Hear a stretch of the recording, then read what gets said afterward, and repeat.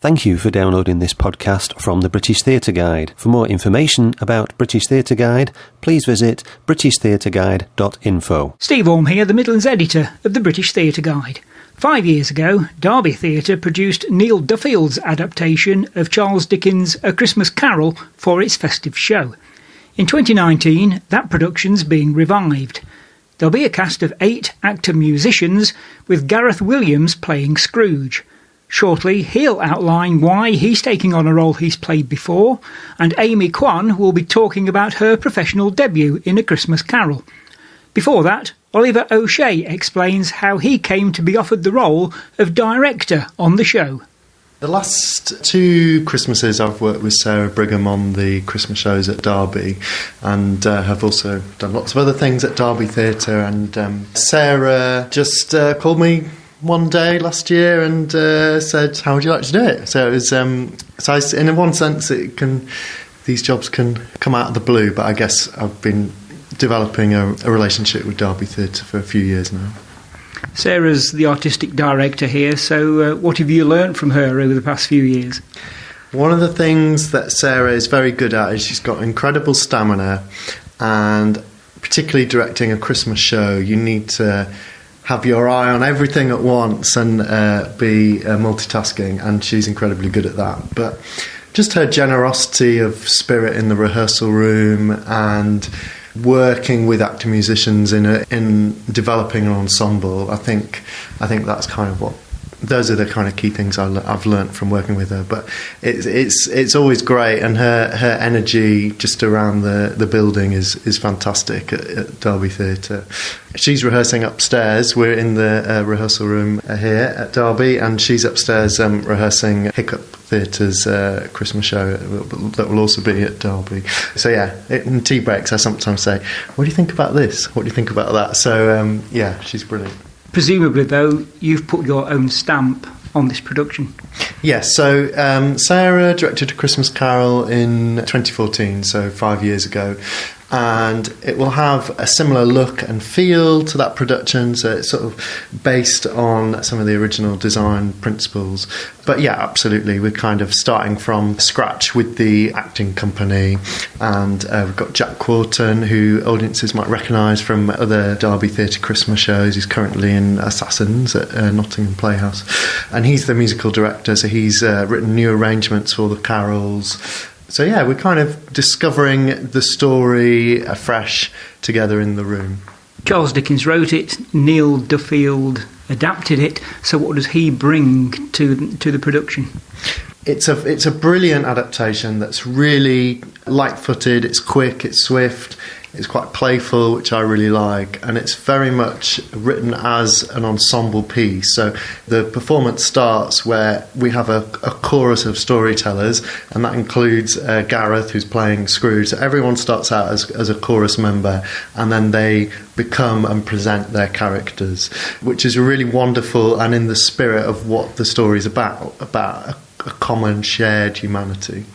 You're quite a young director. Mm-hmm. Do you find it difficult giving direction to older people, people who are a lot more experienced in theatre than yourself? I think, in general, as a director, one of the first directors I assisted said, I'm going to paraphrase, something like, a director shouldn't be a king. And I think as long as you conduct your rehearsal room in a way that is collaborative and open, and you're listening to what people have to say, then it doesn't matter the ages of the actors that you're working with and your own age. I think it's just about working together to achieve what you want and being open to learn from more experienced actors, and it's a sort of two-way listening process, I think. You've changed a couple of the genders in A Christmas Carol. Why did you do that? I guess I feel strongly about, where possible, achieving gender parity in casting. So that's kind of the starting point, really. I think we are driven by creative choices as directors, but we're also, when we're putting on a production, we're also hiring people, we're giving people work. So I think it's important to try and achieve gender parity. So that's kind of the main that's kind of really the main driving purpose. But in this production, most of the characters, their gender is the same as in the story, in the original Dickens story. You did change a few genders when you directed Merchant of Venice for Stafford Festival Shakespeare earlier in the summer, so that must have been quite different from A Christmas Carol. Yes, the Merchant of Venice, we kind of cut about a quarter of the play and kind of rearranged some scenes. So I was being a bit more active with the dramaturgy, which is great. When you've got an old play, you can kind of do what you want with it. And again, it's just about, again, the responsibilities I feel about ensuring equality of opportunity for people to perform roles, and also just suddenly seeing that character from a different perspective can sort of add a new dimension to the interpretation sometimes. Was it totally different doing it in the open air at Stafford Castle? I had worked as an assistant on outdoor productions before, but I'd not directed my own production outdoors, and I think the biggest challenge that you have is that you realise in the theatre, lighting designer has a huge contribution in terms of shaping where the audience looks at a certain point. So you're kind of very much exposed as a director for things like scene transitions and such like outdoors. There is no hiding place, everything's completely visible. So it's a different sort of challenge, and it puts a lot of hard work on actors performing outdoors, vocally, in terms of the weather and sort of. So I think it's hard work for everyone working outdoors. Back to A Christmas Carol then, and obviously, Christmas comes in the middle of it. So, what sort of a Christmas will you be having yourself? I will be with my family, aunts, uncles, grandmas. So yeah, that's for me. Christmas is about family. So I'll be with them at Christmas. And what have you got lined up for next year? Currently working as creative associate at Pilot Theatre, so I'll be continuing to work with them as a dramaturg and developing projects. I've got a couple of other things lined up that I can't say what they are at the moment. What will you want audiences to take away from A Christmas Carol when they've seen it at Derby Theatre? I think the main thing is that I want audiences to come together as a family and feel ready for Christmas in a festive spirit, but I also hope that it provides food for thought about people who are disadvantaged or vulnerable in society. You know, what are we doing to help them? And Christmas should focus our mind to think about our shared humanity, and I hope that, as well as having a really good time, that everyone puts their mind to that as well. Gareth, you're playing Scrooge, yes. And I believe you played that character before. I did quite a few years ago now. I did a production up in Durham at the Gala Theatre. It was quite a low budget production, shall we say. So I'm looking forward very much to this, which is a full on, no expenses spared production. Yes. So how did you get this particular role? The usual way, as a casting director, and they ring up your agent, and then your agent rings you up, and you go along and do your best. So what do you think of Scrooge as a character for you to get your teeth into? It's a lovely part to play when you've got all this lovely grumpy stuff to play to start with, which is always a joy, because the villains are always the best parts in plays. So you start off like that, and then of course you have an hour and a half of purgatory while the ghosts show you the faults of your past, and then you end up with 10 minutes of pure joy at the end. It's a pleasure, and it's a lovely part because he goes through this redemption, if you like, and becomes a better person, and it's a joy to play. Will you be singing and playing an instrument in it? Because I have to be there all the time, sort of observing and reacting to things. I haven't got the opportunity to play and sing so much. I'm in the opening singing and playing, and again in the finale. Yeah, but I have a bit of an easy time of it because I just have to stand about acting while the rest of the company are working their socks off, running about, changing characters, changing costumes, picking up instruments and generally working very hard. Some people may remember you as a singer with the a cappella group The Flying Pickets. Yes, so those who are old enough, yes. So would you regard yourself as an actor first and a singer second?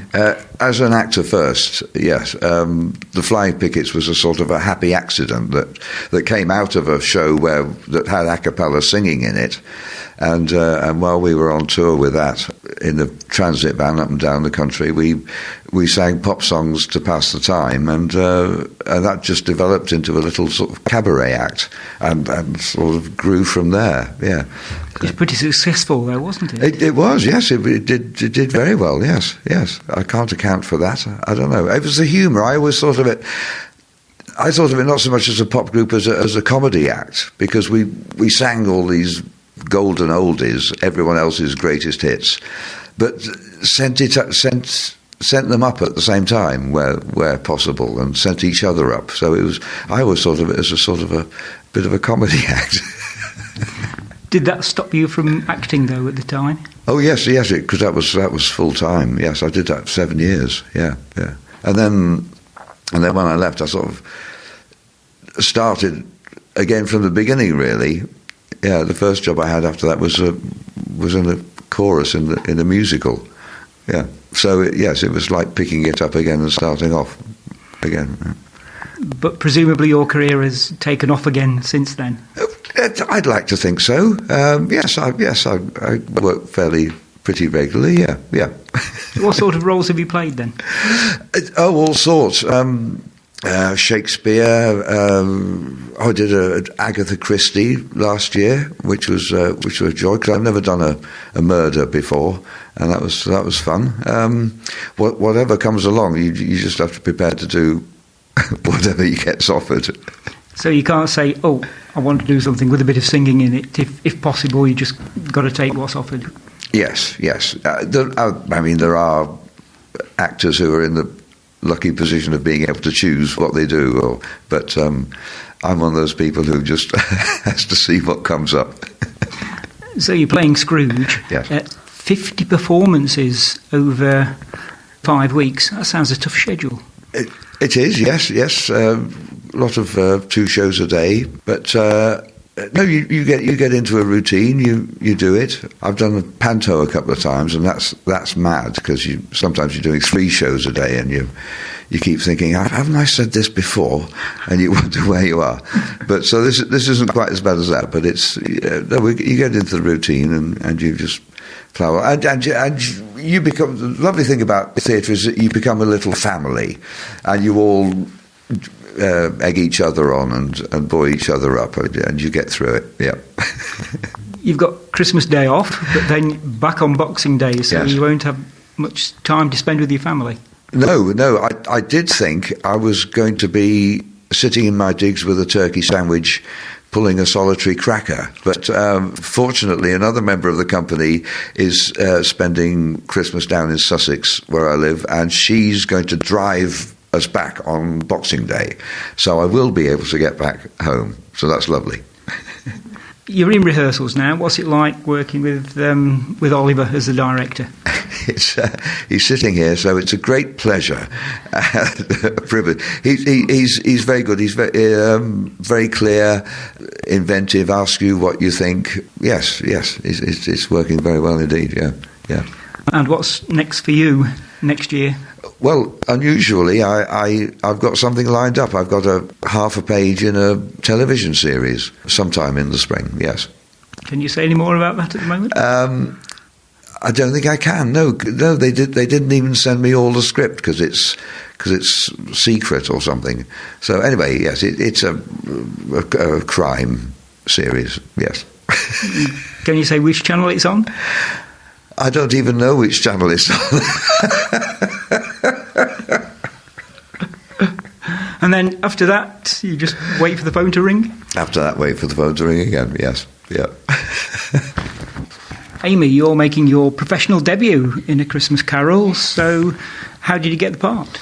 Well, usual way, agent offered me an audition, and then I rocked down. I was very afraid I was going to be late on the day because the traffic was dreadful, but they liked what I did, so I'm here.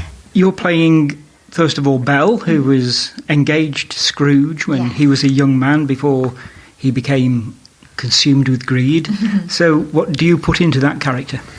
She's very bolshy. She has a very kind of set idea of what she wants, and she has kind of a good idea of her personal agency and how she wants her life to be and what she hopes to get and what she hopes Scrooge can see and understand from that. So I guess some of my own spunk I put into that, I think. You're also playing Beth, so how is that different from the part of Belle? Beth's much more light-hearted. I think Belle carries certain wares in terms of kind of her background, and that shapes how strong she is as a character, whereas Beth, we only ever see really in the good times in the play, but she is a lot more light-hearted. She's very relaxed in terms of being around her friends, in terms of being quite playful. So they're very different characters, yeah. Does that make it more enjoyable to play?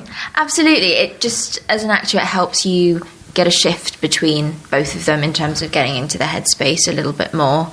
And then also the scenes that Beth is in, you know, they're playing games and that kind of thing, which obviously is just a lot of fun to do.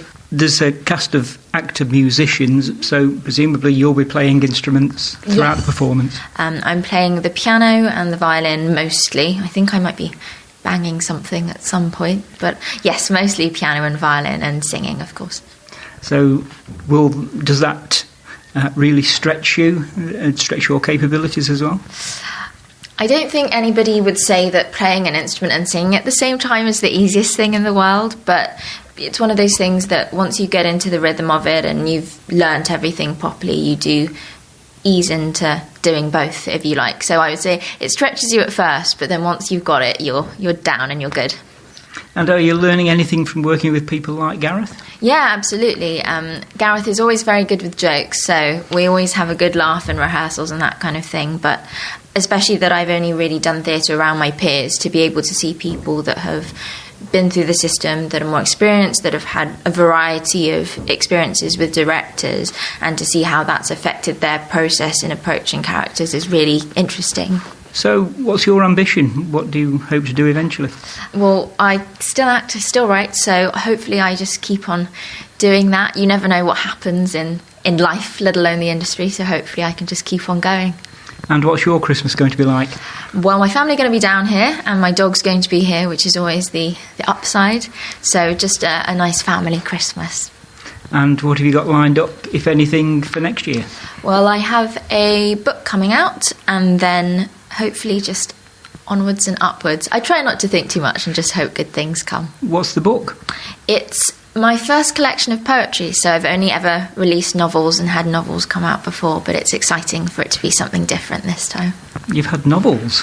Yeah, science fiction mainly, so something a bit more down to earth this time. Do you see yourself as writing for the theatre in future? Yes, I've done plays for the theatre before.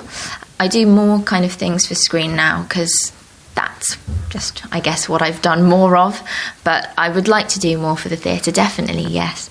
What comes first, acting or writing? I'd say both at the same time. I know that's a bit of a cheeky answer, but yeah, both. A Christmas Carol will run at Derby Theatre from the 29th of November until the 4th of January 2020. You've been listening to a podcast from British Theatre Guide. For more information, please visit britishtheatreguide.info.